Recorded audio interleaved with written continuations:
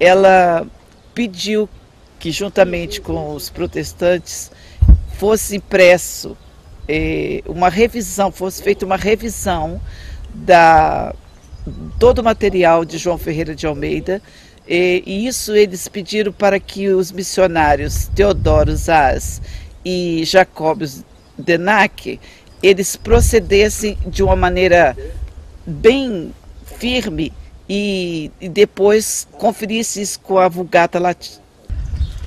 Bom, daqui desse sítio que aquela criança com 14 anos vai para Lisboa, para casa do seu tio, lá ele é criado, e por razões que a história não diz, ele vai a Amsterdã. Depois ele segue numa embarcação para as ilhas da Indonésia, Malásia, e ele fica ali em Malaca. Lá em Malaca, quando ele vai viajando entre Malaca e também a Jacarta, que na época era Batávia, ele encontra um folhetinho esclarecendo algumas coisas sobre o catolicismo romano, inclusive porque as missas são feitas em latim. Ele decide então traduzir para a língua portuguesa aquele comentário dizendo por que o catolicismo usava o latim e não na língua do povo. Ele achou o seguinte: tem que ter algo na língua do povo. Aí ele traduz aquilo. E olha, vem a ideia de fazer a Bíblia na tradução. Ele então começa com as cartas apostólicas, com os evangelhos, e se apaixona por aquilo. É interessante que ele tinha só 16 anos. Vamos lá, tem muita coisa para ver aí. Portugal é uma nação privilegiada, porque dela saiu um grande homem e pôde trazer uma contribuição incomparável para a igreja protestante, a igreja evangélica, porque ele pôde traduzir o Novo Testamento, o Antigo Testamento, a Bíblia para nós. E ele nasceu neste lugar, como a minha esposa já falou, ele foi para Lisboa, ficou lá algum tempo, de lá ele foi para Malaca, que na altura era uma colônia da Holanda. Lá ele esteve alguns anos e naquela cidade ele se converteu ao calvinismo através de um panfleto espanhol que ele mesmo traduziu, e esse panfleto influenciou profundamente a vida dele, e ele se converteu ao calvinismo, e dali ele começou a propagar com muita ousadia a palavra de Deus e também fazer as suas traduções bíblicas. Sim, a gente sabe pela história que ele viveu um bom tempo na Batávia, que hoje é a Indonésia. E foi em 1663 que ele pôde reescrever muitas obras naquele país, inclusive ali foi notabilizado a tradução da Bíblia total através de João Ferreira de Almeida. Foi um grande homem, foi fantástico. Foi alguém que Deus levantou para fazer alguma coisa fenomenal em favor, em benefício do cristianismo e do conhecimento da palavra de Deus. A tradução da Bíblia, ele traduziu o Antigo Testamento até o capítulo 48 de Ezequiel. Ele não conseguiu terminar a tradução toda, mas um grande homem também, chamado Jacobus, ele completou a tradução da Bíblia no Antigo Testamento. Isso trouxe uma contribuição incalculável para o povo da época e para nós do século XXI. João Ferreira de Almeida, ele traduziu do espanhol para o português os Atos dos Apóstolos, que eram copiados à mão e distribuídos pelas comunidades portuguesas. E aí, em 1645, a tradução do Novo Testamento já está concluída, mas foi somente publicada em 1681, em Amsterdã. Vale a pena ressaltar tudo acerca da vida de João Ferreira de Almeida e sempre lembrar que ele começou a traduzir a Bíblia pelo Novo Testamento, que foi publicada em vida do autor em Amsterdã em 1681, impressa pela viúva Someren, edição com muitas incorreções devido à incompetência dos revisores, de que o autor se queixou numa advertência com um apêndice de mais de 1000 erros, publicada em Batávia em 1683. As traduções elas foram feitas com auxílio da versão holandesa do Sínodo Protestante de Dordrecht em 1618 e também da castelhana de Cipriano de Valera em 1602. Gente, duas curiosidades interessantes sobre João Ferreira de Almeida. Ele casou com Lucrécia de Lemos. Lucrécia. Esta moça era filha de um pastor calvinista, ou seja, protestante. Por isso que ele teve muita influência calvinista no seu trabalho e no seu legado. Agora vamos esclarecer uma coisa que o mundo tem dito, que João Ferreira de Almeida era um padre. A gente ouve falar isso em todo lugar, mas vamos à história. Vamos lá, vem comigo.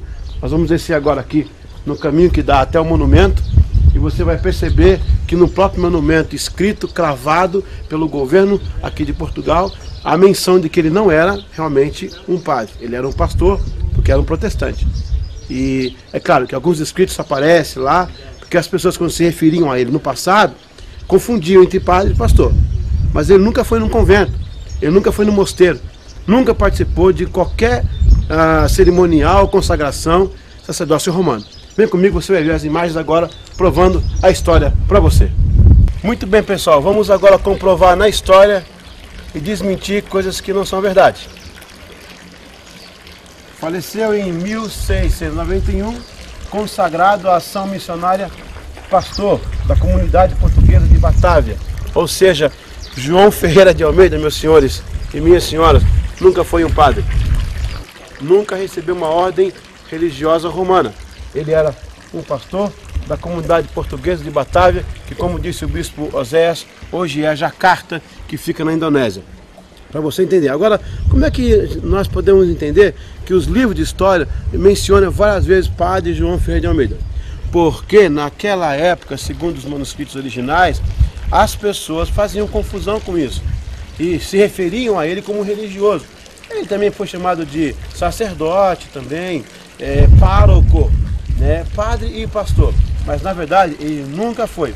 Aos 14 anos, como disse a irmã Endeusa, ele deixa o catolicismo romano por ler aquele panfleto explicando algumas coisas que ele não concordava. E aí ele se converte ao protestantismo, trabalhando com a igreja portuguesa holandesa. João Ferreira de Almeida, uma criança que aos 14 anos foi impactado com um folheto e aos 16, num ato de bravura, traduziu o primeiro exemplar para a língua portuguesa. Morreu sem terminar o seu trabalho, mas já no final deixou um legado que hoje mais de 200 milhões de pessoas podem receber a palavra de Deus na sua língua materna. Valeu, João Ferreira de Almeida. Eu creio que o Senhor já separou um galardão para você e para todos aqueles que um dia lutaram pela tradução da Bíblia. Ele foi algumas vezes impedido pelos próprios revisores, ou seja, os que eram para ajudar, foram atrapalhar, quase impediram. Mas essa criança, esse moço, não desistiu da sua missão e do seu legado. Quando nascemos com o propósito que Deus nos deu. A missão vai ser cumprida. João Ferreira de Almeida, um exemplo de um fiel que lutou até o final para que a Bíblia fosse hoje um legado abençoado em nossos dias.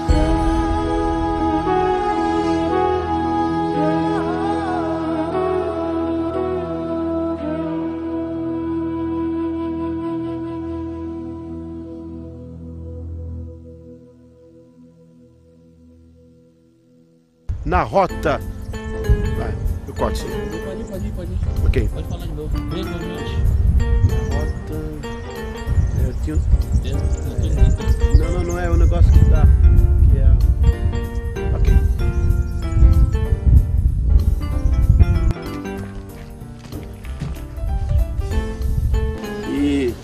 Diga o todo do carro, pastor, para ficar me dar o som. Ó, escudo. 100 escudos. 100 escudos.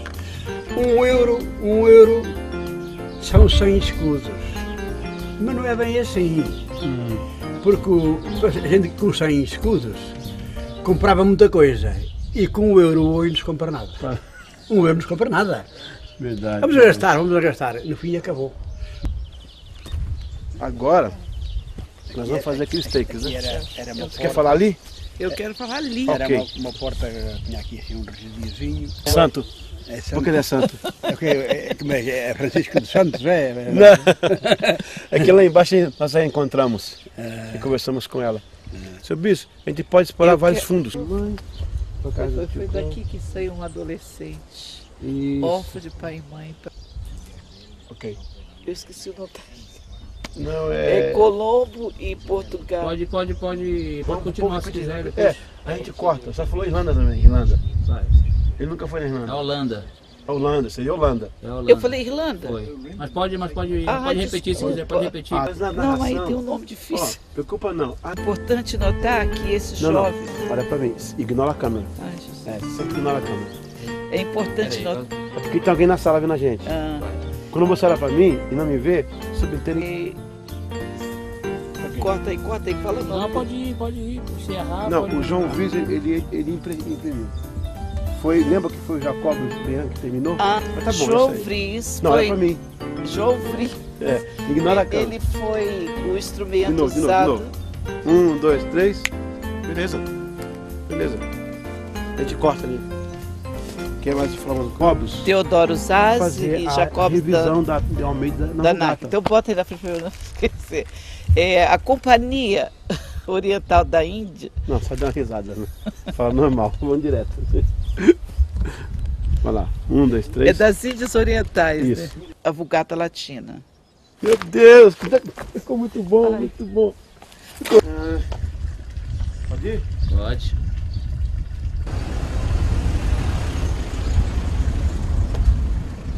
O barulho do carro.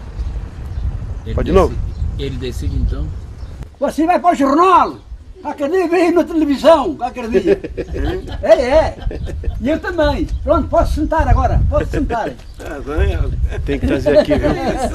Gracinha, deixa eu tirar uma foto sua. Peraí, já faço isso. Tem que voltar a mostra aqui, viu? Trazer para eles. Ok, seu Bispo, vamos mais uma vez, mais uma palavra sobre João Ferreira de Almeida. Esse é meu bispo, cara. Fica, filha. A próxima não vai pra cá não, tá? Falando de João Ferreira de Almeida, vale a pena também ressaltar 1981, pela viúva, como é o nome da viúva? Tá. Aqui no monumento, feito pelo governo de Portugal, está comprovando na história que João Ferreira de Almeida era um pastorzão.